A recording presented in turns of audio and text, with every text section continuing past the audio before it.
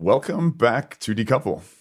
Today I'm joined by Simon Michaux. I think it might be Dr. Simon Michaux. I know you have a lot of qualifications, sir. The bare minimum I have, and I figure you're going to flesh this out a little bit, is that you are a geometallurgist, which we're going to learn more about exactly what that is. You work for or within the Geological Survey of Finland, and you have a history in the Australian mining industry. At Decouple, we prefer, you did the Robert Bryce rounds earlier. I was a bit jealous that you got on the Power Hungry podcast first, but here you are. You know that we love self-introductions. So take a minute or two and tell us a bit about yourself, but not just your qualifications. Give us something really human to work with here so we can identify with you on that level. So my formal title is Associate Professor. I work for the Geological Survey of Finland. My basic qualifications are a degree in physics with a double major of physics and geology, and I did a PhD in mining engineering with explosives. I used to do my own test work. I used to blow things up. I spent 18 years in the Australian mining industry research and development, and then I went into the private sector for a bit with feasibility studies. I went to Europe to learn industrial recycling when I collecting information that the Australian mining industry was going to be difficult to work with for a while. We can get into that if you like. And then I was learning industrial recycling, and I came across the circular economy for the first time. And I did not fall off my chair laughing, but it was close. And then I went to Finland to join the Mineral Intelligence Group to look at industrial patterns in the mining industry. Everything attached to the mining industry, what are the patterns? And that's led to the work that I'm doing now. I love the resume in large part because at Decouple we talk a lot about sort of this metaphor of, the young teenager who's only an urbanite young teenager who's only ever been to the grocery store, has no connection to agriculture or their food, and they become shocked when they learn about how the sausage was made and got onto the grocery store shelf. And when I look at a lot of policymakers these days, I mean, it's interesting. I have a friend, actually, who's a minister here in Ontario. He's a former radio guy. He's a great communicator, and he's taught himself a lot. He's actually, very well informed on his file. But there's a lot of folks in politics that don't have a background like yours and are perhaps wearing certain blinders when it comes to, we're going to talk about, I think what Nate Hagen's, a mutual friend of ours, calls, energy blindness. Materials blindness. And I think probably this came to me mostly through James Lovelock, but, just this idea that even academically things are so siloed. We all have a very imperfect lens through which we see the world that is limited. We have to admit that. But I like that what you're bringing today to this conversation, which is going to touch on, I think particularly kind of a mining theme and energy transition and the materials limits to that. I'm super happy to have you on as a guest with that particular background. You're welcome, mate. A few things I can add. The mining industry crashed in 2012, and everyone like me all of a sudden was out of a job. And for a year, I worked as a furniture removalist and a labourer on an organic farm. And so I learned how to grow vegetables, and that's where a lot of my understanding of how the natural world, the needs for food production came from. And what's also relevant, because I did a degree in physics and geology in the beginning, but found myself in mineral processing and mining. In the beginning of my career, I was absolutely convinced I was unqualified because the people around me had degrees in engineering. And what that meant was I worked much harder to try and keep up with everything. I was convinced I was missing something in the beginning of my career. But because I was working really sort of hard and everything, and I just saw things differently, I rocketed past everyone else. And so I found myself in unconventional territory very early, and I was trying to be self-sufficient. And I woke up one day and realized I was so far different, like out of, not out of touch or out of sync, just different. I was outside the silos, but I was actually had my fingers in all silos. Okay, so two follow-up questions. One is pretty informal, the other a bit more serious. As a kid, what did you want to be when you grew up? And was it anything to do with blowing shit up and explosives? Because I mean, that that sounds like every young boy's kind of fantasy, whether it's kind of rocketry or. So every boy who watched Indiana Jones wanted to be an archaeologist, right? So that was one plan. Then I wanted to be an aeronautical engineer. that was the next plan. And so there was a whole series of plans as a boy. None of them worked. No, I had no idea I'd wind up in mining engineering at the time, but I was going to dedicate my life to actually learning rock breakage, which is, mining engineering, but also crushing and grinding and all that, and flotation and leaching and open pit optimization. That's where I thought I would spend my career, like so many people around me. But I find myself in uncharted territories now that don't really have a name. Okay, so we're going to get into a lot more detail, but I just wanted to follow up because you mentioned crushing and grinding. I'd heard a stat, and you hear all kinds of stats about what percentage of global primary energy goes into X, Y, and Z process. In medicine, we constantly argue over which organ is more important based upon what amount of blood supply it gets. I think it's a bit analogous, and I'm being a bit facetious, but I've heard figures like 10% of global primary energy goes into mining and crushing rocks. And blowing them up. Is that accurate, or do you have that number at your fingertip?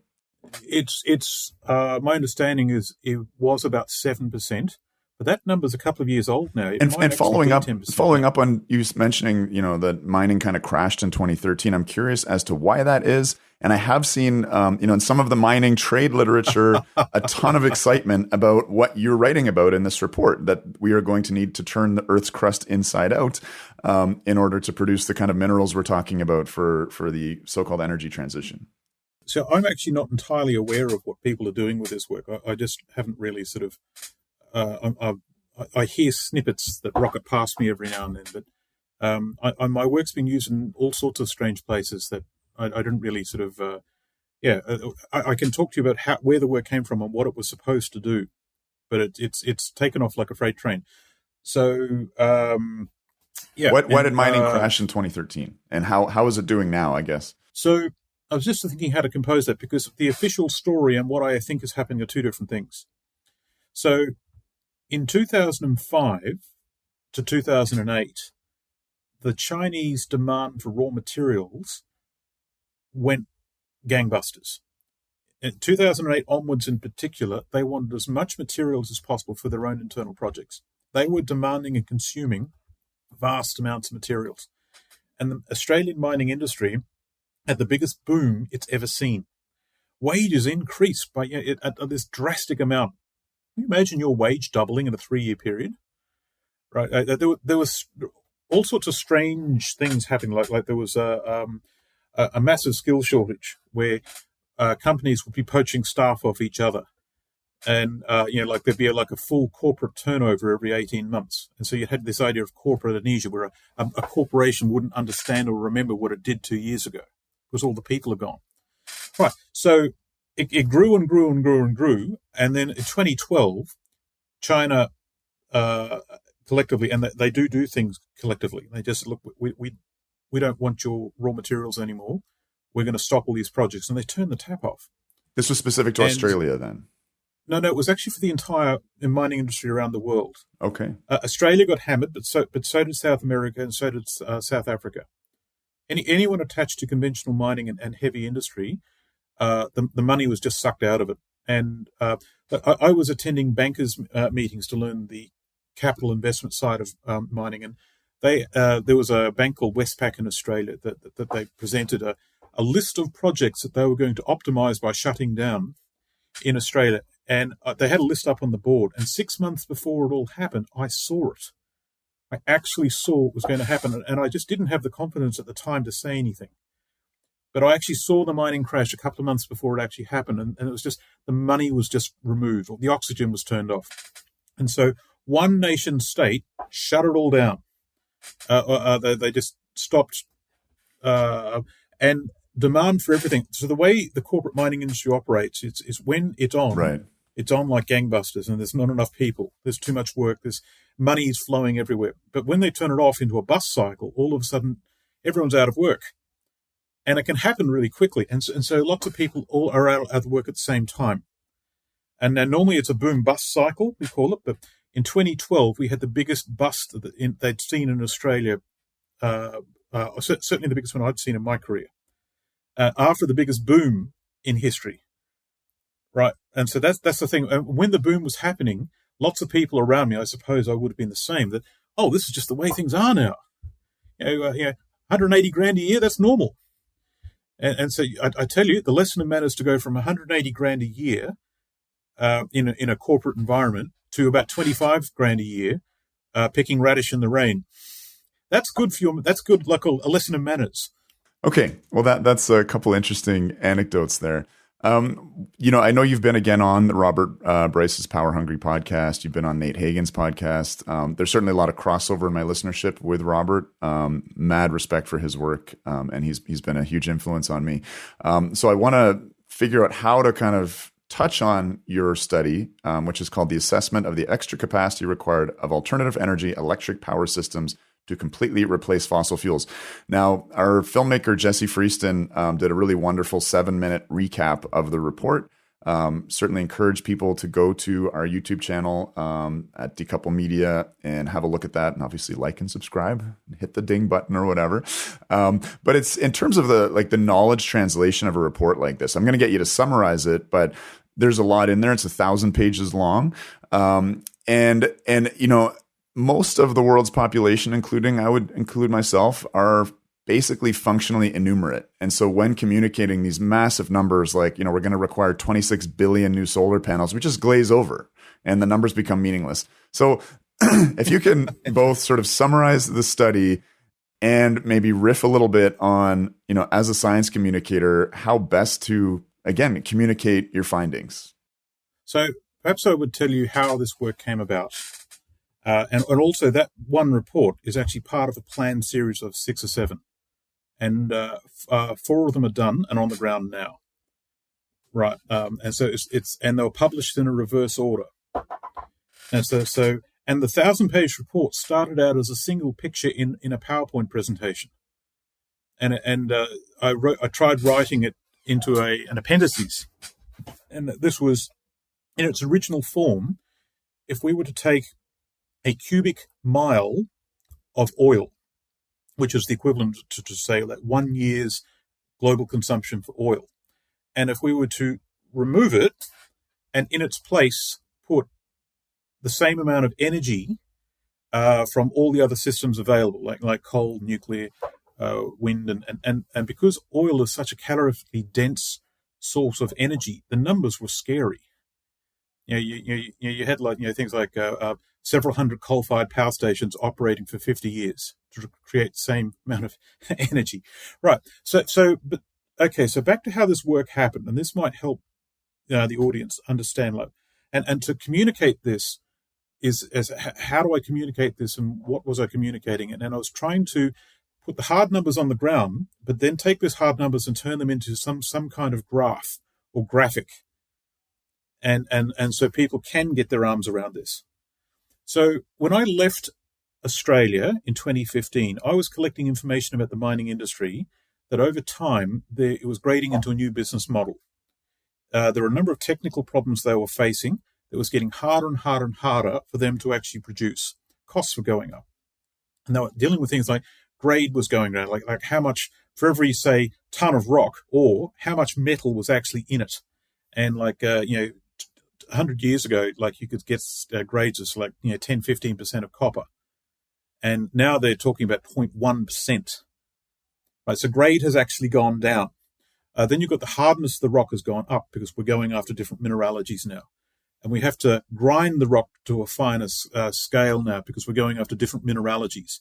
And so we have to, and the finer you grind it, the more energy you consume in a non-linear kind of way. So anyway, so they had a whole lot of series of things that were pushing the price up and productivity was going down.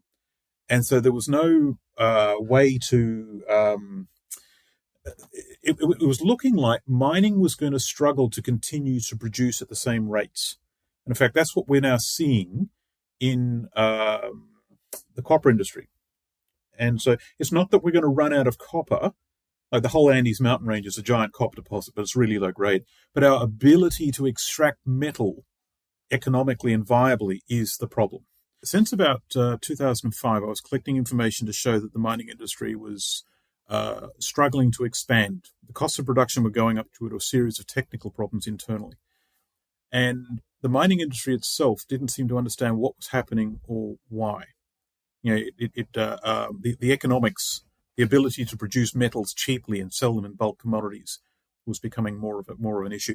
So I started to work in those terms, and I came to the conclusion that the mining industry would be difficult to work with over the next 20 years because corporate leadership at the time wasn't really interested in understanding these problems because it was outside their paradigm. It was outside because they use a tool called net present value to value their deposits. But that's a calculation for a discounted cash flow that actually only goes for about 8 or 9 years, or 5 to 8 years, into the future. And after anything outside of that, it's not included. But if it takes 20 years to get a deposit going, then you can't really value it with that tool. Anyway, so I decided to leave Australia after the mining crash and join industrial recycling. And when I came to Europe, there were some amazing blind spots. Europe does not do mining. They don't think in those terms. They don't extract raw materials. What they do is they buy finished products off the market. I called it the China firewall because in Australia we mine and we make concentrate, but we sell that concentrate to China. Not just China, but mostly China. And then they make metal and then they turn it into manufactured goods. And then they sell it back to us. But in Europe, the goods just arrive on a ship. Thanks. Right. And so the people there did not think in terms of extracting raw materials. But they had this thing called the circular economy and the critical raw minerals list. And they were worried about the raw materials and metals needed to keep certain European businesses going. At its inception, that list was about the businesses, not the minerals themselves. Right? And so they had a series of blind spots. And they had this plan called the circular economy, which was the basic idea that instead of extracting raw materials out of the ground, we would then collect our own waste and recycle it, and that can be the source for our raw materials. Now, thermodynamically, that's actually not possible, right? Because the size of the flows that go around that loop don't work, and it didn't include things like the energy consumption of every industrial action, all the logistics of actually handing things from one area to another.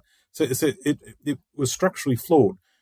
And so, all right, so I'm sitting in the audience, and then I used to sit in these meetings at the European Commission Central Building in Brussels.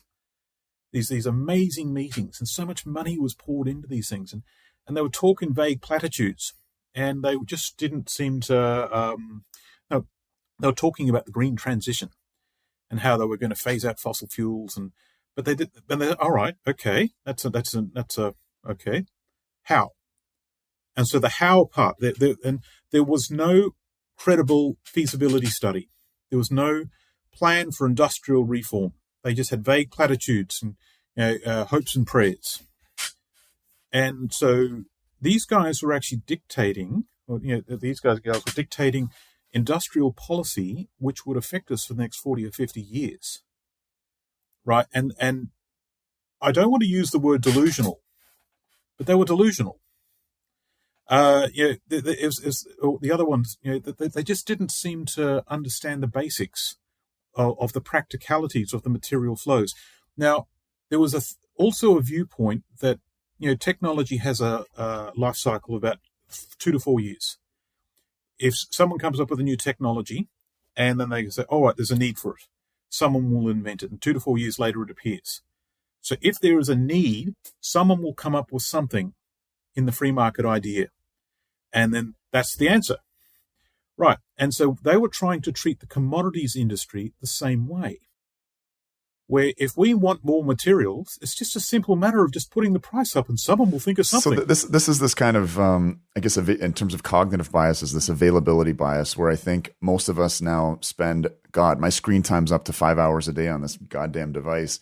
And the world has become a world of bits rather than molecules and atoms. And, yes, the iPhone is changing. I don't know, there's the 13 and the 14, and that's just in a year and a half or something. And this affects how we think about, and make category errors about things like mining is kind of what I'm hearing you saying. And is that kind of what's driving this delusional belief? Yeah. So there's a series of them. Energy, for example, is so cheap and abundant. It's just seen as a cost in the background. It's like buying a coffee. Right, it's seen as a cost of doing business, and it's a relatively small one. Energy was seen as such an abundant thing that it just It's like the oxygen we breathe in the air. They don't actually sort of see it or feel it anymore.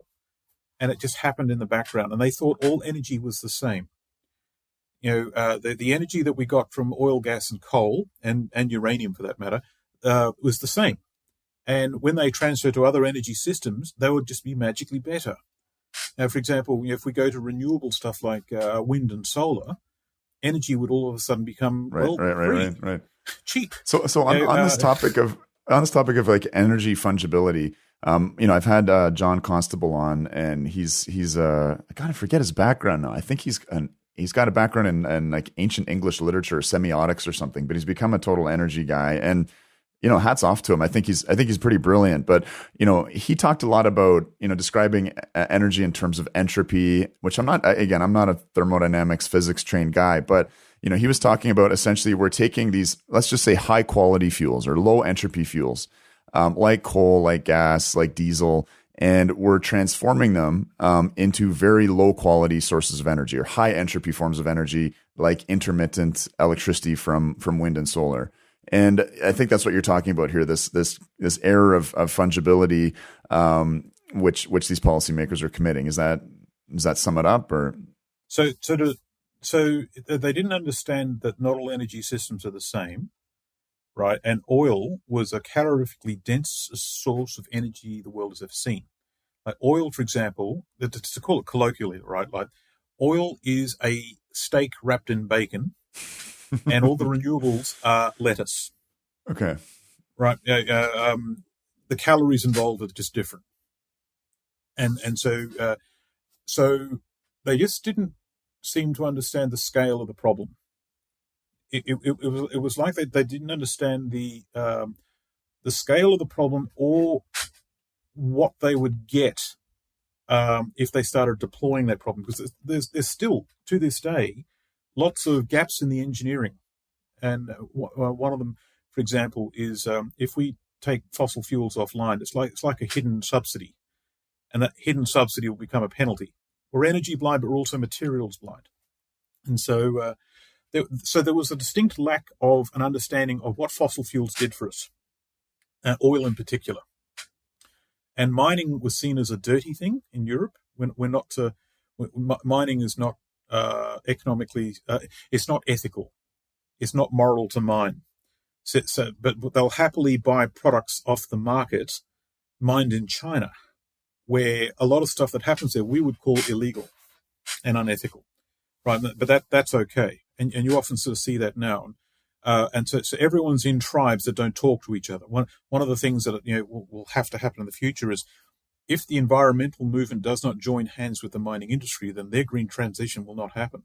It's almost like you have these cursed demon minerals that have been pulled out of the ground, like Mordor, but then they've kind of gone to purgatory in China and been absolved of their sins, and now are kind of virtuous and clean and can be used in Europe to build high-speed rail or whatever else it is, right? It's kind of laughable. We become a society where we're decoupled from we're isolated in terms of the consequences of our actions. We've got no idea where things come from. We wave a bit of plastic, called a credit card, we get some numbers off it, and we're given a physical good, which we then don't really understand. Then we throw it away, and we've got no idea what happens where it goes. And so I call it we're an isolation-based paradigm. So yeah. Anyway, so there was just no hard numbers on the ground for anything. There was no plan. There was no boundary conditions. For example, one of the things that I'm getting a bit of pushback on Twitter at the moment is the size of the buffer required for the intermittent power for wind and solar, right? And so I'm using 4 weeks for wind and solar only in my calculations, and people say, it's too long, way too big. Actually, it's way too small. We're talking about like Dunkelflaute, like the winter doldrums and bridging that gap in wind and solar production. So yes. So there's a project called Net Zero America, for example, right? That has a buffer to balance the day-to-day supply and demand between generation and demand, and they reckon they only need about 5 to 7 hours, right? For buffer, where they use like a couple of other technologies to balance everything out. And so, but that does not account for in any way, shape, or form, for example, the massive difference between winter and summer for solar radiators. Because power has to be balanced, it has to be stable all the way through. All these massive peaks for wind, we have like a really, really big peak, and then you'll have a drop, and it will drop for 5 or 6 days. And the peak size is so large that you need a relatively large power back to cater for that. Anyway, so that just hasn't been done very well. And a few reports have since come out that actually look at this, and they've come to the conclusion we don't have the technology to store power for something like 4 to 6 months, and we need to I said 4 weeks, but it might actually be 3 or 4 months. In when you actually sort of look at the graph and balance it up, and so the answer is we can't do it. And if we can't do it, then wind and solar are not viable as in the way they are now. Now there are engineering things we can do. For example, if you engineer electrical engineering that can cope with variable power supply, and grids that can shut down and start up again without being damaged. If we did that, we wouldn't need the buffer. So there are solutions here, but we are so fixated on the it must be this way, right, as it always has been. I'm very sensitive to these ideas of demand response and the extremes of that, where maybe we have, there's some renewable zealots that have said, well, renewables impose limits on us that are maybe good and will help us, align with natural cycles. And so we, if there's intermittency, so be it. And we'll have to have some blackouts every once in a while. And maybe we'll get off our computers and TVs and spend some quality time together. But of course, I'm coming at this from the perspective of a health professional, with a baby who was on an incubator for 5 weeks. And this is catastrophic. And I mean, this is energy blindness and just taking for granted, as you were saying, the vital role of energy in sustaining this incredibly complex beast that we have, where so many lives depend on reliable power. It's frustrating. But we've got to actually do the work to re-engineer everything to allow it to happen. Right. And if we start having a few of these power blackouts, then computers crash. They get cooked. So we have no computers, and then we don't have the ability to make new ones. If we keep going the way we are, if we take coal out, for example, we lose most of manufacturing capability. In China and metallurgical. So like to make a solar panel, a silicon wafer, you've got to heat that wafer up to 2,200 degrees Celsius. Use coking coal to do that. Take away coking coal. You can do things like, it could be hydrogen, or it could be biofuels, or an electric arc furnace. Biofuels, we can't actually take enough biomass out of the environment. We just can't. It's just not sustainable. Hydrogen, you can do that, but the amount of hydrogen needed is so large, it's impractical. And then if you go electric arc furnace, yes, you can do it, but only in scaling it up to replace how much coal we are using to do this. This is not an engineering limitation; it's a logistical limitation to make it available for everyone else in its current form. And so that's the problem. And so when people come up with new technology solutions, they might work just great on a small scale. It's when you try and scale them up for 8 billion people that things get interesting. And so, listen, I think your report really puts a nail in the coffin of, certainly a 100% renewable strategy, but probably even a renewables dominant strategy. There's an enormous hesitation on behalf of, academics and particularly scientists to make any kind of decisive statement. And I do like that humility, this idea that, anything is possible. Perhaps some physics defying technology could come along. But at the same time that, and you saw this with the climate debate in the early 2000s, where a lot of climate scientists were saying, listen, no, you can't be 100% sure. We're 99.9% sure. But that has a real impact on the media, on public perception, and on policy when folks can't be, pretty decisive in what they're saying, or at least provide a probability and say, And so I wonder, I guess, with your research, do you feel comfortable, like what degree of a statement do you feel comfortable making around the feasibility, certainly, of energy planning as it's stated, whether that's 100% renewables or even, a high percentage renewables? Where do you find yourself in as a commenter on this? Or do you prefer that people just draw their conclusions from the work that you're putting out? Well, what I'd like to say is it won't go as planned. Okay.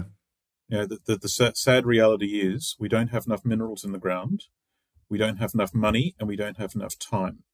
Right. So what you end up with a situation, if we force the issue to go that way, we'll end up creating it for a small part of humanity while everyone else is still waiting. Right. And then to get the basics, like, the basic needs for society and everything, we will be forced to innovate in multiple directions that are considered unacceptable at the moment. What are those innovations that are unacceptable at the moment? Well, so if we have the just-in-time supply grid that's spread across 6 continents, right? All our stuff comes from China. And if they start having energy problems, then the manufacture of components will start to be disrupted. For example, you can't buy a car in the United States at the moment because you can't get semiconductor chips to put in those cars. So the components in those manufacturing systems will become disrupted. So then the availability of finished goods becomes disrupted. There'll come a point, for example, it will be difficult to get your computer repaired or even buy a new computer. And they'll still be around. They'll just be less common, right? So instead of actually snapping your fingers and just waving your credit card or something and be given a computer, you might have to get by without one, right? And at the moment, that's considered unacceptable. Okay. So take that philosophy and extend it across all sectors, including food. So before we get into those kind of implications, I just want to kind of finish summarizing your findings, because you've given us the rationale for doing it, the motivation, without getting too crazy, spit out some numbers at us that help illustrate again the infeasibility, particularly on the mining, availability of minerals, essentially. So the way this was supposed to go was to put some numbers on the ground in a way that our policymakers could understand, that they couldn't refute, because everything I'd done beforehand was an abstract version. Like, grade was decreasing. Oh, so what? Right. Who cares? The price just goes up then. Not a problem. So I wanted to get to the point where how many vehicles do we need to build? How many solar panels do we need to build? How many wind turbines do we need to build to replace the existing system as it is now? Right? At what point do we replace the existing system that we now take for granted now? And I use the year 2018. And so how many cars, trucks, planes, trains, and all that? And what do they do for the calendar year of 2018 in terms of physical tasks done, like kilometers traveled? So if we were to rip out fossil fuels and we would put in non-fossil fuel systems, like what we have at the moment, what are the options? And there were 6 scenarios, each one representing a policy. What would that be? And you end up with a hybrid solution at the end, which is the conclusion of the report. Now, in 2018, we generated 26,614 terawatt hours of electricity across the whole global grid. That doesn't include the coal or gas consumed by industry for heat manufacture. Like they burn energy, so that's not in that. But we need an extra on top of what we have now in non-fossil fuel systems, 36,000 terawatt hours of energy. So we need to bring in an energy system larger than the one we have now, just to replace fossil more fuels. Than twice as large. It's a little bit more. It's a little bit less than twice. Sorry, but to do that, the existing fleet of power plants is about 46,000. Coal, gas, nuclear, what have you. Solar, wind. What we have now. But because the energy return on energy invested ratio for wind and renewables is so much lower than fossil fuels, we need more systems to replace a given coal-fired like fossil fuel system. So we have to take down some of those 46,000 power stations, and we have to build 586,000 new power stations that are non-fossil fuel, where most of those are wind and solar. About 70% of the mix is, according to an energy split put out by the IEA. Okay, gotcha. Right. So now, and that gives us, and we've got an estimate, for example, of the metal content per unit, and the market share for the different battery chemistries and the different types of wind turbines and the different types of solar panels. Right. And so you have the needed number of power split up according to the market share projected in 2050, and the metal content of each one. And so you can then start estimating the volumes of metals needed to produce the first generation of non-fossil fuels. Right, remembering that they all wear out, say, 20 years later, we do it all again. That they're, which puts pressure on recycling. rebuildables, not renewables. That the harvesters. That's actually a good term. That's a very good term. And that the recycling of these renewables or rebuildables is not perfect in terms of a circular economy. And just from my understanding, like steel is very recyclable because you're not diluting. Like you're going out in the world, you're finding ore, you're refining it, you're concentrating it, you make steel. You have a steel tower for a windmill. I mean, it takes a lot of energy to melt it down and do something else with it, but at least that component's pretty recyclable. But something like a solar panel is almost nanotechnology. 10% of the world's silver goes into making them, and you can't extract it back out of a solar panel. My guess is that solar panels are a lot less recyclable than parts of wind turbines. But it's, magically the European Union has said solar panels there's a mandate to recycle them. They will get recycled. So your iPhone 14 has no recycling solution for it. Even the battery and the screen are so integrated and micronized that they just got to put the whole thing into the furnace and kiss all those metals goodbye. So we are good at recycling copper and aluminium and steel, right? The base metals. We are not very good at recycling what I call technology metals. The gallium, the indium, the lithium. So we're trying now to get our arms around, say, cobalt recycling and lithium recycling. Generally what happens is we'll set up a plant to recycle one element or maybe two elements. But for the circular economy to work, let's say you've got your phone. Every single element in that phone has to be separated and recycled back to pure materials and then fed back into manufacture to make a new phone. Not thermodynamically possible. And when we recycle, we tend to only go after one or two elements that are economic, and then we throw the rest away. And just for dummies like myself who don't have a physics degree, when you say not thermodynamically possible, you mean it would require so much energy to reverse that entropic flow, so much energy to reconcentrate something that's dilute that it's not economically feasible, it's not physically feasible. Just break down thermodynamic in what you mean by that statement. Let's say you got a cup of coffee. And you put your water in, and you got a spoon of coffee, a spoon of sugar, and some milk. And you mix it up. And so you look at this thing and says, how do I recycle this so I get my spoon of coffee back, my spoon of sugar back, and my little portion of milk back so I can put it in another cup of coffee, right? So it doesn't work the way we would like to hope. It just doesn't work the way we think like that. Now, when they say thermodynamic, everything has an energy context. How much energy we're putting something into something. How much effort do we put into something compared to what do we get back? How much effort do we have to do to actually get those metals back? And is it just simply more worthwhile to just, mine it out of the ground, which is what we think at the moment. And so if we were to recycle, you can do it with some things like cars, for example. You can recycle and valorize like 95% of the mass. But things like electronics, wind turbines. Right. So and are solar panels electronics? Would you put them in that category? Yes, okay. I just to clarify. I would. Okay, cool. But they're a subclass within that electronics. So we're only starting to recycle large volumes of solar panels now because they last about 20 years. And most of them are only 10, 15 years old. And when you say recycle them, someone's after you, man. I know. When you say recycle them, what do you how, to what extent? What are you pulling out of them? Are you pulling enough out to make a brand new solar panel or not? No. Because when you recycle, you're only ever going to recover 60, 70, sometimes 80% of a target metal. And you go for one metal. And the second metal you go for, you have less efficiency again. So what metal are they pulling out of the solar panels? Yeah, what metal are they going after? They tend to go for precious metals first, like gold, silver, and platinum. Right? And they might, for example... they won't go after the metallurgical silicon because that's considered cheap. Gotcha. Right. I would say they'd go for silver and maybe things like the gallium or the terbium or any of the rare earths. But they'll only go after one or two of them at the time. I'm going to make I don't know how many grams of silver go into a solar panel, but let's say 40 grams go into a solar panel. How many grams would you get back with a targeted recycling process that's just going after silver? So you generally have like a big pile of broken solar panels. Right, and so what they've got is a paste. Silver is made into a paste that sits on the back of the panels that acts like an electric circuit, and that's how they use it. It's like a layer. Gotcha, like a mirror. And so if they go for okay. And so they might, and so you've got like a couple of grams per megawatt.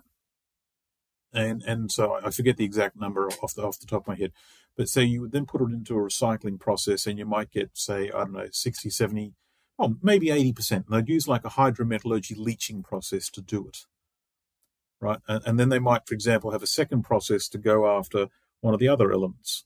There's things like the rare earths, or tungsten, tantalum, or tungsten or tantalum or germanium, or any of those. If it depends on the economics of the system. Each recycling system will be economically geared to whatever you're feeding into it versus what are the steps you've got to do to get it out. Remember, each metal is generally an alloy with something else. How do you actually chemically separate this stuff out? And how do you do it fast enough? And how do you keep your costs down to make it economically viable? So let's take a wind turbine, for example. The big blades? At the moment, they don't have a recycling way to recycle those blades when they wear out. At the moment, so they're transported to Africa and landfilled. So you just imagine 30 million a year wind turbines coming offline. Sorry, 30, wearing out. 30 million? So if we, is it 30,000, sorry, let's say 30,000 wind turbine. Let's say the whole system was built out, and we made, so like, I think it's like 1.4 billion. So the numbers I have that I pulled out of your report were 2.1 million new wind turbines, 26 billion new solar panels, and we need to mine. That's the one. We need to mine 6 times more copper than has ever been mined in world history, which would be 5 times more than all proven reserves. I thought those were like 4 really compelling statistics. That's the punch in the brain numbers. But if we had like a full system replacement, we were successful in doing that, which at the moment we don't have the minerals for. But let's say we were, a certain number of them would come offline each year, because they wear out so after 25, 30 years. So let's say we had 30,000 wind turbines a year coming offline, and we had to recycle them, and we had to valorize the waste. The way they're built at the moment, we can't do anything with the blades. And you take the neodymium magnets out and you put them into a hydromet process, and you would extract some of the neodymium, but not all of it out. Again, you recoveries of 85%. But then you've got the energy you put in to do that, because a lot of these things are not designed to be recycled. They're designed for performance and then to be thrown away. And what happens to your energy returned on energy invested when you factor recycling in? Like this is maybe slightly tangential, but I don't think of wind and solar as being cheap because we're just on LCOE basis, sure, but when you're factoring in the backup, they're not cheap anymore. I don't think of them as being like deep decarbonizers. They can spare some fossil fuels, shallow decarbonizers, but they're not deep. Because again, we have to factor in the backup system. So when it comes to energy returns, when does a wind turbine pay off its carbon debt? How does factoring in recycling of these products? How does that impact both energy returns and so-called carbon debts? So the energy return and energy invested ratio was a very nice tool to start with, but it's very quickly shown to be too crude. Too blunt, right? How do you compare a coal-fired power system against a solar panel system, where you're comparing apples with apples? And you get yourself into a lot of trouble. Like at what point, like, do you include the grid, for example, the power grid that goes between them? Are you including the mining? Are you including the equipment that did the mining? Where you draw the line in the sand, it gets increasingly complex. What's on my list of things to do is to reinvent that tool into something else, right? And I don't know what it would look like, but the sorts of things I want to do is do what's called, use a term called exergy, which is the amount of energy in a system in reference to its local environment. This is part of the idea of, say, industrial thermal entropy, which these terms are counterintuitive to a physicist. As a what? But they're industrial ecology terms. How I want to develop a series of terms that is actually able to compare these things in a way that's sensible. You are actually comparing apples with apples, because you can't get any agreement in the literature at the moment of what actually should go into an energy return on energy invested calculation. How does it compare to like life cycle emissions analyses? And are those trustworthy? Because those are supposed to take into account no, they're not. the mining. Because they use no, but they also go down to price. But if market price is involved, hang on, we've now got inflationary signatures on the ground. So anything like market price is going to get blown out of the water. But do they? I didn't think they went into price, because what you get cooked up with is CANDU reactors have 4 grams of CO2 per kilowatt hour. German lignite as a kilogram. How does that take price into effect and screw up the life cycle analysis? That's a TEA analysis. Your technology readiness. Okay, it's the next step after LCA. But when you're actually looking at these things in terms of carbon. Yes. Carbon emissions. Like an IPCC life cycle CO2 analysis, does it do enough to take into account all the variables to give you a good number? I don't believe so. No? Okay. What's happening is we're trying to do too much in one step. I would rather see the physical flows and the physical footprints done first, and you get to a solid conclusion, and then you have a second calculation that picks up the conclusions of the first calculation and then takes it to it. So I don't think that tool is sophisticated enough to do the proper job yet. So work needs to be done to develop the tools for comparison that we can actually agree on, and have them simple enough so people can use them. Right. And that's not really there at the moment. Suffice it to say that, if we include recycling costs within wind and solar, as imperfect as it is, the energy return is going to be lower. It will be less. Would otherwise it will be lower again. Okay. But we don't. What you're saying is we don't have precise enough numbers because we haven't developed the analytic tools yet. Yeah, the analytic tools to compare, then you have the different kinds of solar. Like what happens if you use different metals, and then you have different performance and it lasts longer.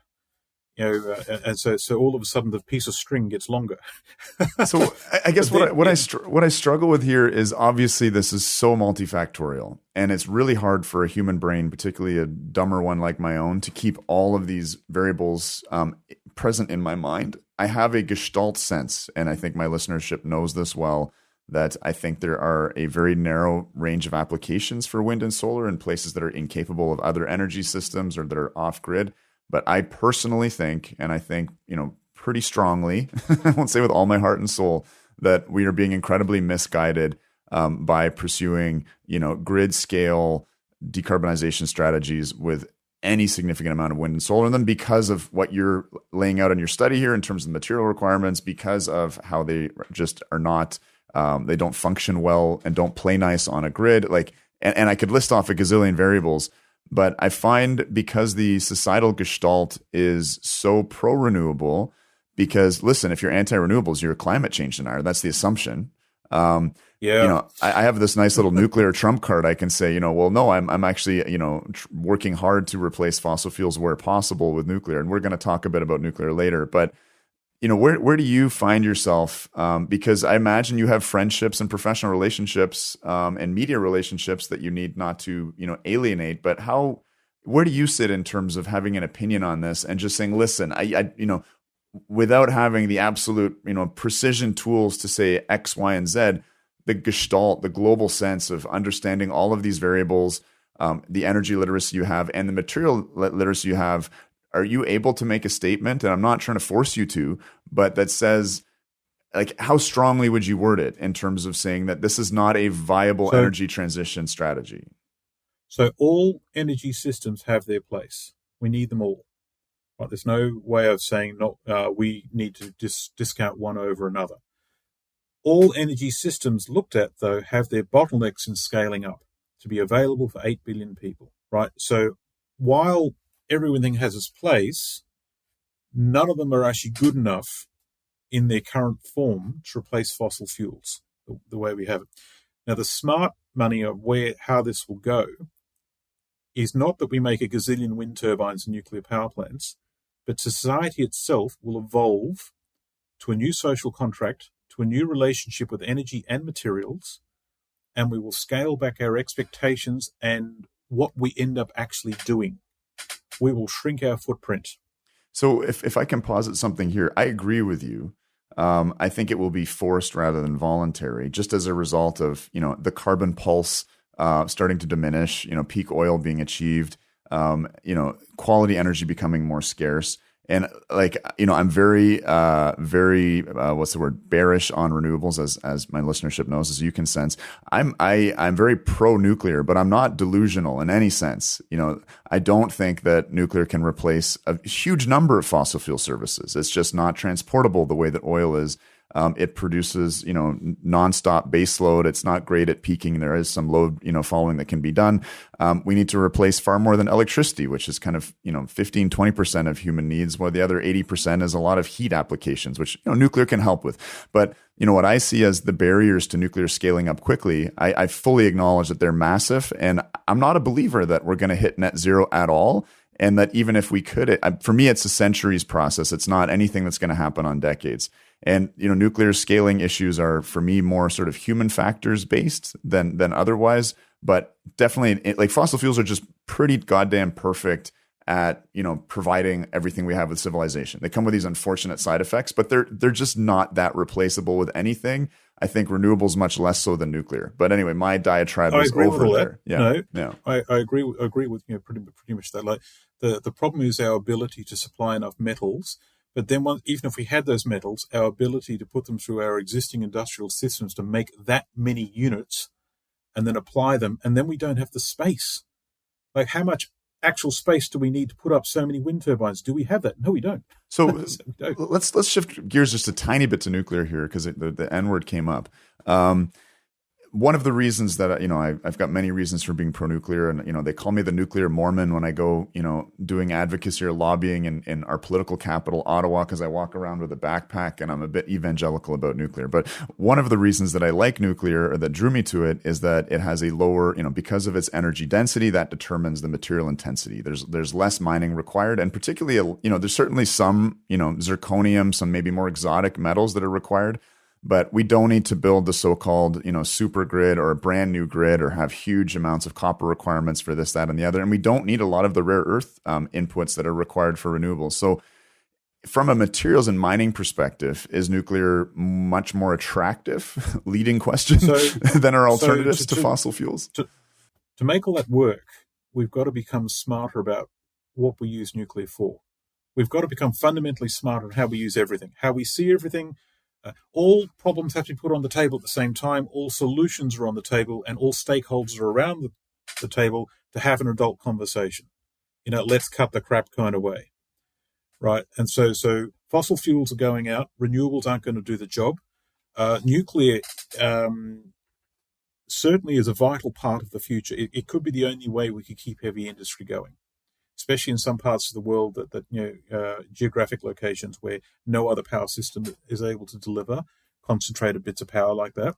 And it could be the only way we could actually keep a grid going with things like frequency and harmonics and what have you. I think that nuclear research and development is one of the vectors to get out of this bind that we're in. But it's not going to happen fast enough to actually save the existing system in its current form. Right? We're out of time. If it's taking like 25 years to build a nuclear reactor, you can do it in 5, but we take 25. Right? And so, but if it takes us time to do that, those are human constraints rather than material constraints. Like, that requires massive policy change, but not a material reality change. And maybe that's harder. Changing human behavior may be harder, but yes. So I actually did a simulation in the work where I actually looked at expanding the nuclear power plant fleet. And the simulation was supposed to ask the question, if we all got behind the nuclear industry, and so all the human bottlenecks that we've got at the moment, if we put this aside and we all got together, can nuclear actually be useful for what we need? Right. So let's say it takes 5 years to build a power station. And let's say every year from 2025 onwards, we are going to add 25 net new nuclear reactors of average size for every year after that. The fleet will now expand. Can nuclear expand fast enough to deliver enough power to replace fossil fuels? And the answer is it took about 70 years, 75 years to get 60% of the way there. And then our existing reserves run out. Yes, we can go and get more, but if it's taking so long to expand, then obviously that's not the answer in its own right. It's not the silver bullet the magic bullet that solves everything. Does anything scale fast enough? Like for me, I'm like, that sounds great to me. 68%, because again, I don't think I'm under any delusions that we're hitting net zero, as my government says, by 2050. Like, and those net zero calculations I see in the IPCC modeling, emissions are scaling up, and then, oh shit, okay, bioenergy and carbon capture and storage. We're going to do that at an absolutely massive scale to kind of balance everything out and hit net zero. Like, it's just not believable to me. And these imposed timelines are crazy. And again, in terms of saying 68%, I'm saying, well, that's pretty good, because I honestly don't think, particularly at scale, that we can replace a bunch of fossil fuel services such as synthetic fertilizers, applications in steel, plastics, Václav Smil's 4 pillars of material civilization. But sorry, carry on. So I love the idea of thorium and the idea of a small thorium reactor. But thorium in its value chain, nuclear is a very complex value chain that requires a lot of work, and our policymakers and our politicians since the beginning of the nuclear industry have made a lot of promises, and they have kept very few of them. There's a lot of never, she'll be right, we'll do it later. We haven't. We've got to make more storage facilities so we can handle the spent nuclear fuel cycle better. We can sort of split it up and Finland's in the process of finishing a deep geological repository. But we're the only ones in the world that have done it. It's not rocket science. We're digging deep holes called mines in the ground all the time. Right. We could choose to do things, but we haven't. So that's the problem. Mm-hmm. I mean, that's one of the problems. So I want to push back on 2 things. One is, yes, it's easy to dig a goddamn hole in the ground. The reason that it's taking so long to do Onkalo is because we are over-engineering these facilities so that in a million years, in the worst-case scenario, no human will get a dose larger than half a banana in 365 days. I mean, this is I've studied carefully our Canadian plans and talked to their modelers, and these are the sort of worst-case disaster scenarios. So I think that's part of it. But one thing that you said on Robert Bryce's podcast, and maybe with Nate Hagen's as well, that I wanted to challenge you on, or maybe I'll learn from you a difference here, but you talk a lot about the enormous amounts of nuclear waste that will be generated. Obviously, it's quite small because of energy density compared to other waste streams. But all that aside, you said it's going to require a lot of energy to manage that fuel. And I'm assuming you're saying to sort of cool it. But having visited, a lot of spent fuel locations, I mean, yeah, you need to be in a pool for 5 to 10 years. You got to keep the water level up. That's not a huge amount of energy.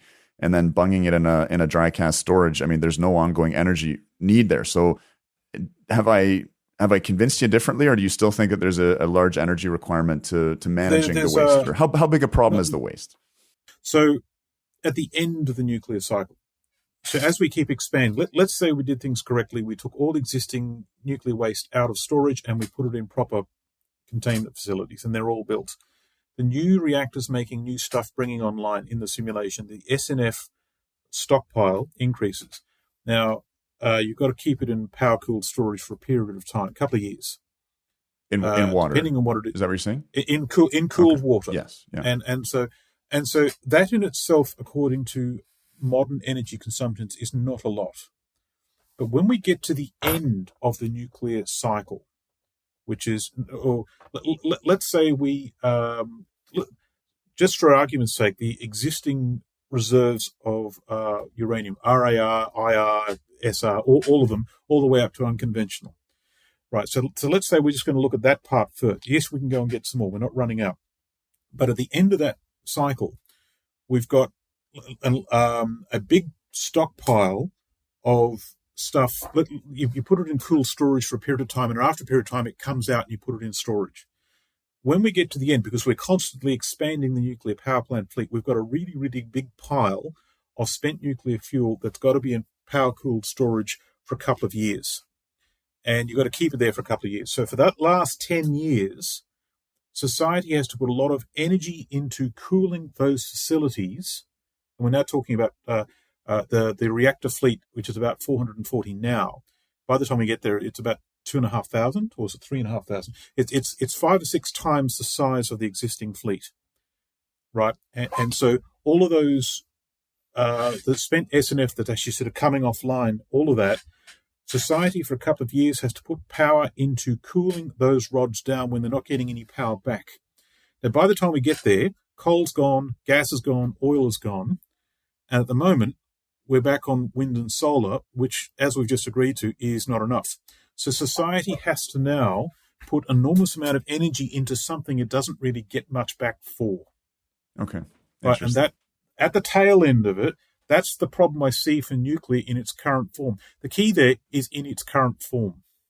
And you know, this is, I kind of wanted to make a joke with you here because when you were talking, and this, I mean this in the most lighthearted way, and I took zero offense at it, but you were talking about chatting with someone maybe in Brussels, and they were saying, you know, for now anyway, we should focus on deploying stuff we know how to do well. We should build a whole bunch of Gen 2 plants. And I want to confess, I am an ass clown. I think that's the term he used to describe that guy. For me, I think it makes sense to redevelop our expertise, to do what we know how to do for not forever, but, you know, to reboot the nuclear industry. That tends to be my bias. But I just wanted to confess that I'm a bit of an ass clown, as you call them. Or was it, I think that's an Aussie insult, maybe. The Muppets. This sock puppet. Yeah. So these are politicians who don't understand the nuclear fuel cycle at all, and they think it's technology like anything else. And the comment was, and this did actually sort of put my nose out of joint in the audience there. And you know, I'm there to learn. I didn't say anything at the time. And to protect the guilty, I've forgotten the name of the individual. And, but just like this ass clown in particular had the ability to influence policy, and he was doing so. So that all nuclear reactors should be generation 2 because we know how to build them. Does he say all forever or all for now? All forever. Okay, well, I think from that's this point silly. on. Okay. From this point on, we will make because we know what to do, and so this is where we get all of the safety problems and shutdown problems in the Gen 2 series. There's a reason we like Generation 3+, and there's a reason we want Generation 4. And so when I was actually talking to this guy over coffee, it was clear to me that he really had no idea what the nuclear fuel cycle was or what was required to do it properly. Because I asked him things, well, how about like some storage facilities? Oh, yeah, no, we'll do it later. We'll just keep the fuel rods in the reactor till we get around to actually paying for this. Jumping back on mining, you know, we had a really fun episode with a gentleman named B.F. Randall. He's a lawyer who's worked for a long time in the mining and energy sectors and just an incredibly curious mind. And one of his critiques of this energy transition is that it's going to require, we were talking before that maybe 7% of global primary energy goes into mining and crushing rocks. If we pursue the wind and solar route, because the material needs are so high, a lot more mining, a lot more diesel fuel in particular be required. And of course, when we take crude oil and we fractionate it, we produce a whole bunch of gasoline, maybe 40% of the crude, depending on its source, is gasoline, which will then become this waste byproduct. We're trying to put all these EVs on the road, but we're going to be creating tons of gasoline in order to get that diesel to be able to mine, to run the big mining trucks, et cetera. So the specifics of that, I was looking, we had a listener who was inspired by that episode and did a deeper dive of diesel. And I just want to quote to you one of the things he said, because there's talk now, you know, and I think ESG hungry companies are building, you know, battery electric, haulers. So just this quick quote: a big mining truck like a Komatsu 980E can haul 350 tons of ore. Its diesel generator provides lots of kilowatts of power. But a Rio Tinto executive recently described the problem of using batteries. When we're dealing with a 350-ton haul truck, you've got a problem. The battery weighs 19 tons. And critically, it will last for about 90 to 115 minutes. And, you know, the thing about the diesel engine that seems to be so hard to replace is that these are the vehicles that run 12, 16 hours a day.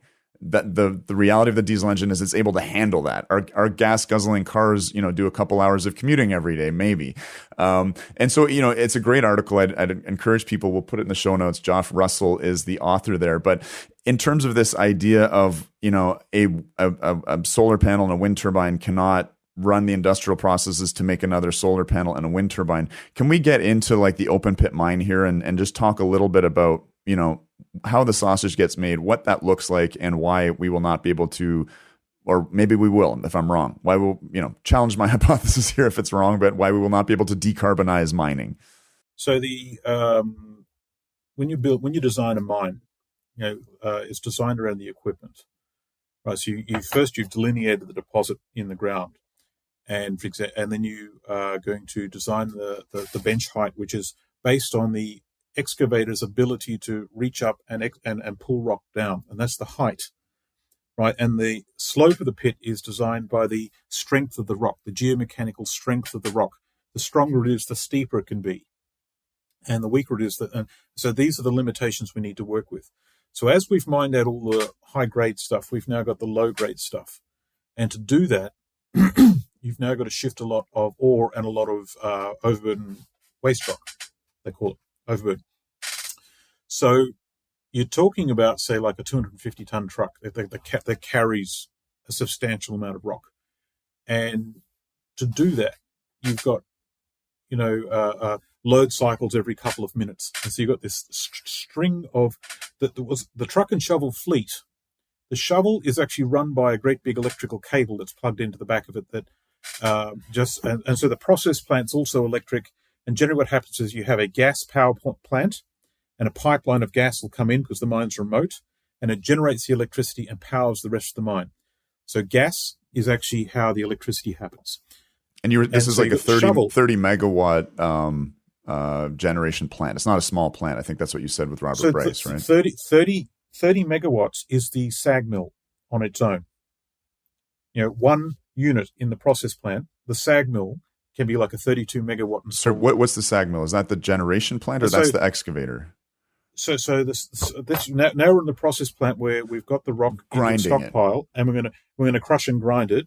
The SAG mill will comminution's all about taking big rocks and turning them into little rocks, right? The SAG mill will take rocks as big as a meter, and all the way down to the fines. But we're going to crush and grind them to about a 2 or 3 millimeter top size, right? And so these mines run at like 3,000 tons an hour, some of the really big ones, right? And you often got like 2 SAG mills in parallel and multiple ball mills behind them. The ball mill will take the SAG mill and take the top size of 2 millimeters and grind it down to a top size of, say, 50 micron, right? And then behind the ball mills, you've got what's called the fine grinding mill, which will take the top size of, say, 50 micron and grind it down to, say, 10 micron. And you need to grind the rock down to that level because the grains of metal in the ore are little specks, and you've got to actually sort of grind them to the point where the metal is what's called liberated, is completely free. So your separation process, let's say flotation, can actually then pick out those little bits of metal and leave everything else behind. If you don't grind the rock fine enough, you're not liberating the rock and it can't be extracted. And as ore grades get worse, we need to grind it up even finer. Is that correct? That's right. The grade is the amount of metal per ton, right? But the grind size is defined by the mineralogy, where the little grains of metal or the mineral we're chasing is so fine and it's disseminated. So instead of having like great big chunks of nuggets in the actual core, where at the beginning of my career, for example, the classic closed size was about, say, 150 micron, right? But now we're down to, grains of gold are like 4 or 5 micron, right? And the finer you go, the more expensive it is and the more power you've got to consume to do it. So each of these units. Yeah. To summarize, okay, so let's say we're just arriving at a green field that we're going to turn into an open pit mine. We come there. I think this is where your explosives expertise comes in. We blow up a bunch of shit, the overburden, and then we have to start scooping it and putting it in these enormous trucks. Get rid of the overburden first, maybe make a pile of that, then get down to the deposit, blow it up some more and shovel it out, put it in the trucks, take it to the mill, grind it really fine, and then put it through whatever, as you said, flotation, leaching, etc. So the power demand for one of these grinding machines is 30 megawatts. So how big of a gas power plant are you building to power, and the other hilarious thing I learned was, those big excavators, I think they're one of the biggest vehicles in the entire world, those lignite coal mining machines, they're run off electricity as well, the little power cable. But how much power are we talking about for a large mine like this to run those mills, to run whatever else the electricity requirement is beyond just the diesel for the haul trucks, et cetera? This is just the power generation plant. Yeah. Right. That supplies you could be 200-300 megawatts installed power. Holy shit. Right. And so we're talking about a substantially serious industrial activity. right? And then that power is then divvied up and sent across with the whole site. So the shovel, you've got this giant electric cable that plugs into the back of the shovel or the drag line if you're in a coal mine. And that can be electric because it's not moving so far, whereas the haul trucks are having to move a lot. That's why they need to be diesel. And so the shovel can move around, but it takes a long time. So it'll move up to a face and it'll operate at that face, and then it will slowly move into further. And it's quite an effort to move things around. And the cost of these things is extraordinary. Like a drag line, for example, is the most expensive part of a coal mine. It's the size of a block of flats, right? And it's like a big shovel that collects dirt up and lifts it up and then dumps it in a pile somewhere else to expose the coal. So it has to be working 3 shifts a day, 7 days a week. Like, it has to be constantly working, and it takes something like 10 years for that drag line to pay for its CapEx expenditure. How long, sorry? You've got to buy this stuff. About 10 years of operation before running 24 hours a day. Before that drag line pays off its debt to actually purchase it. Wow. So these are massive, massive machines that cost a fortune, lots and lots of money. Right. Okay. So now you've got these like a shovel, which actually sort of picks up the dirt, and you have the dump trucks that back up to either side of the shovel, and you have like 2 or 3 shovel loads into each truck. Any downtime is a problem. Any maintenance downtime is a problem. So you've got these dump trucks that are running, and you need, say 40 or 50 of them in a big mine, and they're going back and forth in this constant convoy. So you've got, say, a diesel. You have like a diesel fuel truck that runs an electric generator, and the electric generator runs these electric motors on the wheels. And so that's how they're powering such large. And this is key because in some of our arguments after this, we called it diesel power decoupling, this episode with BF Randall. If you haven't listened to it, check it out. But, in the feedback, people were saying, well, no, diesels are replaceable. We can replace them with electric motors because electric motors can generate really high torque. But these mining trucks are essentially like a diesel electric train. They have a massive generator on them that powers electric motors that turns the wheels. Okay, cool. And those power source is a tank of diesel fuel to run that electric generator, right? So the conventional electric truck is an electric propulsion motor powered by a battery, right? And that battery will only last a small period of time. And so not only does the battery only last a short period of time, I think it's like 90 minutes is what they run for now.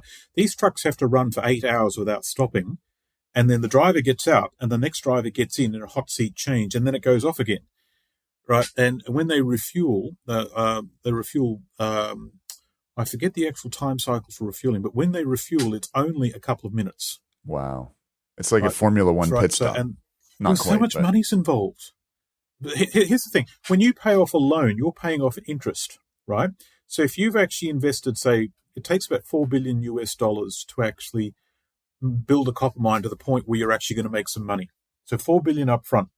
So consider, if you will, the amount of interest you would pay. So there is a very, very real pressure to get as much done as fast as humanly possible so they pay less interest off that loan. And that's why they go like the clappers day and night. And that's why the ergonomics and economics are actually looked at so carefully. So, all right, so you've got these diesel trucks going back and forth. If you've got an electric truck, yes, you can keep up with in a straight race over, say, 100 meters, right? But after, say, is it 90 minutes? Let's say battery technology gets to the point where they could do it for 4 or 5 hours. 4 or 5 hours, that truck has to go offline to be recharged. How long does it take to recharge that truck, a battery of that size? So that truck has a downtime that's massive. So massive that the economics and ergonomics of the truck and shovel fleet would have to be completely redesigned to allow for that, and it would take so much longer to pay off those assets. So the business model behind mining at the moment is barely holding together based in diesel. But if we go to electric, then a lot of the existing truck and shovel fleets won't be economically viable. So mines won't be viable in their current form. And obviously, if you're recharging those batteries with intermittent wind and solar, your truck might be offline for a week or something if the weather didn't cooperate. But that's another wrinkle. That's another wrinkle again. That's a facetious comment. So one of the themes that came up, I think, in your conversation with Nate Hagens, your sense of the way things are, and I think it's quite realistic when we go to that, bird's eye view. When we zoom out, the carbon pulse is running out. Energy is the secret ingredient in anything. It's what has enabled, in combination with technology, it has enabled the incredible flourishing of human civilization we've seen in the last, 300 years. But all of this technology has rested on energy. And there was a great quote. I'm not sure if you said it or if Nate said it, but it was that, human labor without energy is a corpse, and technology Yes. technology without energy is a sculpture. I just love those lines. But we're running out of the energy, and I agree with you. I think that renewable energy in no way is going to replace fossil fuel services in any meaningful way, as we've described, both in terms of powering the grid, powering currently non-electrified things, and powering mining. I agree with you. I think that nuclear can substitute for some fossil fuel services, but is obviously imperfect and not going to replace a number of essentially, possible to decarbonize on a pilot scale model, which the media will write big stories about, but not scalable to the needs of 8 billion. So we do face a pretty radical change in human society. And part of that, this is essentially not a political movement towards degrowth, but an enforced degrowth reality that we're heading into. And I think that's part of Nate's podcast, is how to bend, not break, as we do that. I mean, to me, knowing and studying history to the degree that I have, this is likely to be very ugly. There's times with a natural disaster where there's a temporary shortage where human beings can come together and do beautiful things for one another. But in terms of the kind of generosity that we've seen within our societies, say towards immigrants and refugees, these things vaporize when there's a scarcity mindset, is my impression.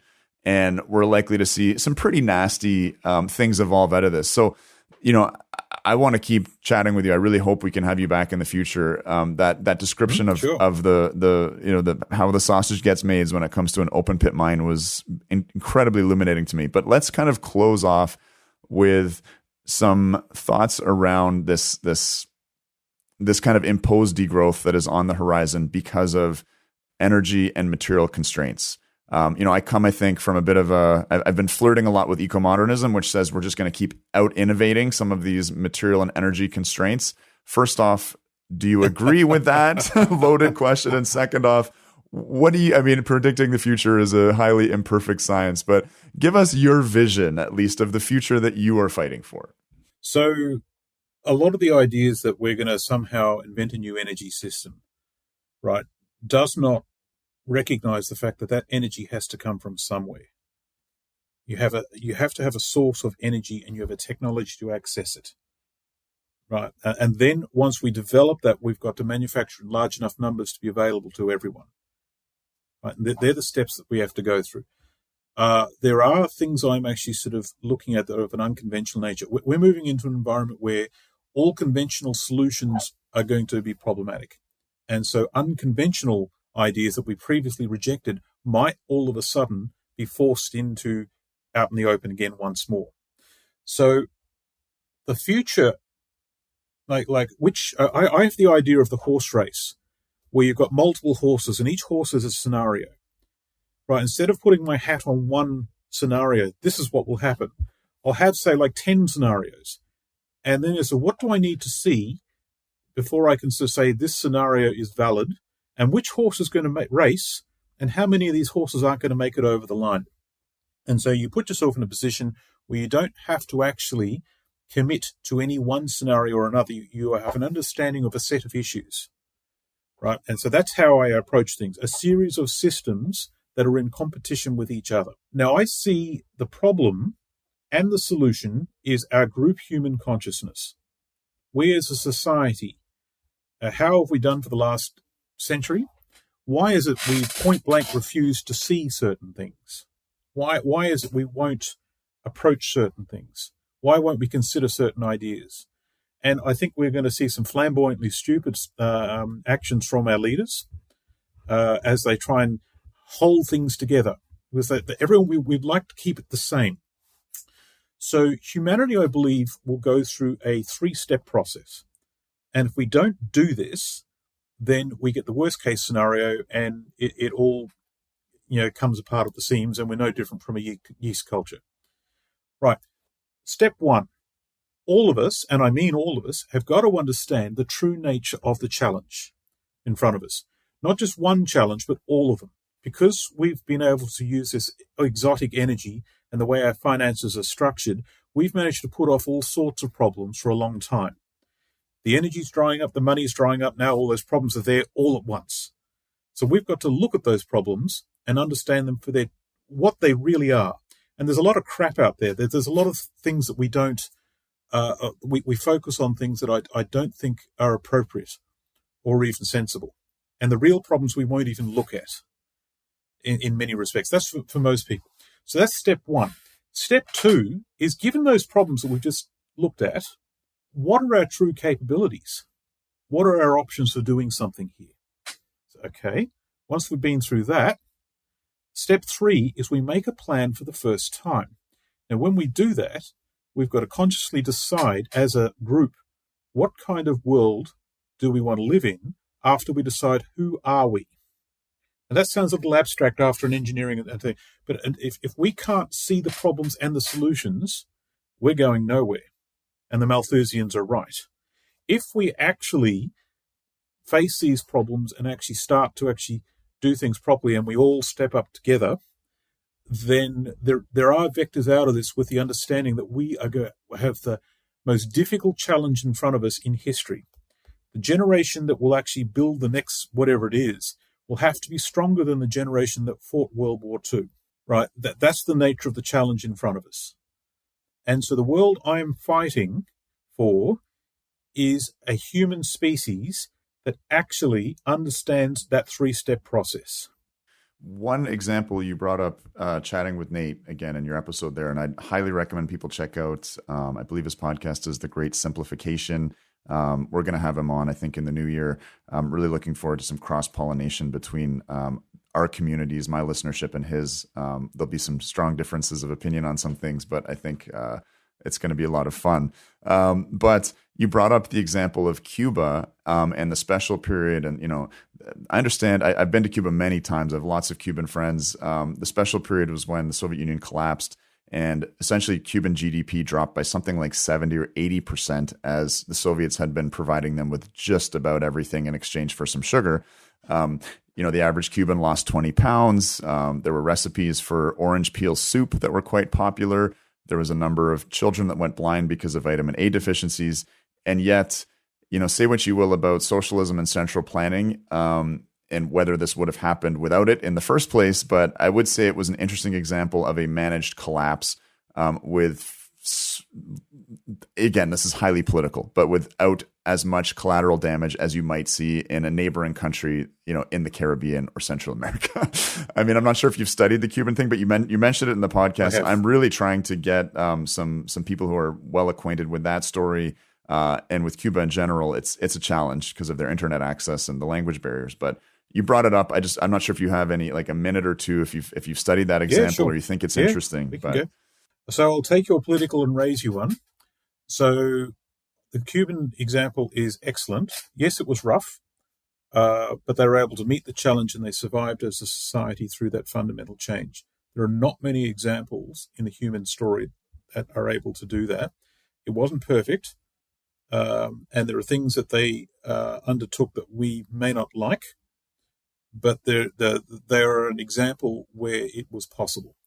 Now, if we're stepping into a low energy world, the idea of, for at least for a period of time, we've got growth-based economics is going to transition to a contraction-based economics.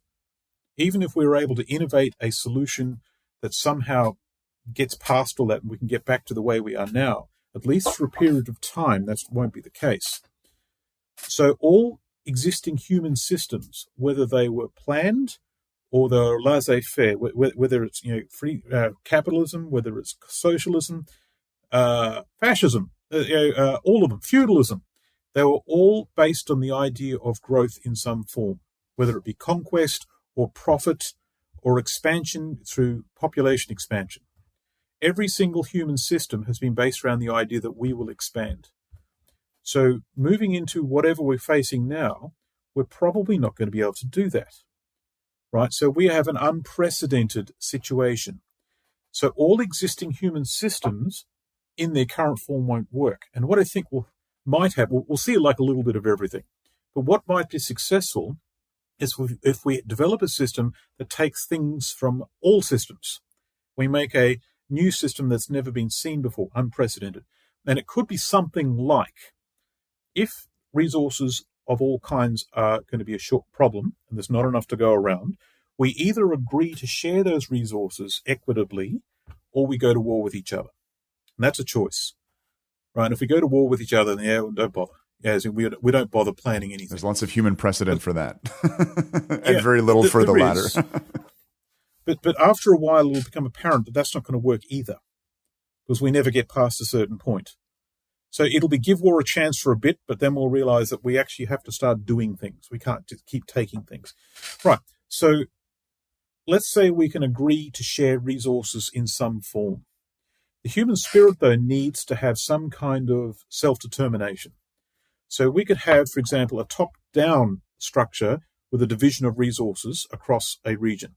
But from the bottom up, we could have a free market enterprise model where how we use those resources is up to us. So everyone can feel they've got some kind of control, but we also recognize that we've got to do this way, otherwise we turn on each other. Now, I don't know what that works or if even that's even stable for very long, but if we don't come up with something unprecedented, then we're going to have a very, very difficult time of things. A rough fall from grace. Okay, so I guess last question for you, because I do want to keep it under an hour and a half, and I know you need to go to bed soon. You're in Finland, for God's sakes. So is the current global energy crisis and, I guess, burgeoning financial crisis of fiat currency and quantitative easing, and the attempt to use our financial system to make some things that are increasingly less viable, such as our mineral extraction and maybe energy extraction, possible. Is this the beginning of the decline in your opinion? I mean, the fracking revolution put off fears of peak oil, maybe, or I remember Nate talking about interviewing John Ehrlich, and Norman Borlaug told Paul Ehrlich, what, you're right, but I bought you a generation. Do you feel like now is the moment where we're beginning this decline with the current energy crisis? Is energy going to get cheap again? Again, I had another guest on, and they said, the decade of 2010 to 2020 was a special period in human history. All forms of global primary energy, whether that was oil, coal, gas, uranium, dropped 90% from peak to trough, and we had access to the lowest cost capital in the last 4,000 years. I mean, are we ever going to get back to that? Or do you feel like this 2022 energy crisis and maybe mineral crisis is kind of the beginning of the end of a growth world? Big question, big predictions. Two things to say there. The system has been thermodynamically trying to correct for decades. Okay. And we keep intervening to stop it from happening.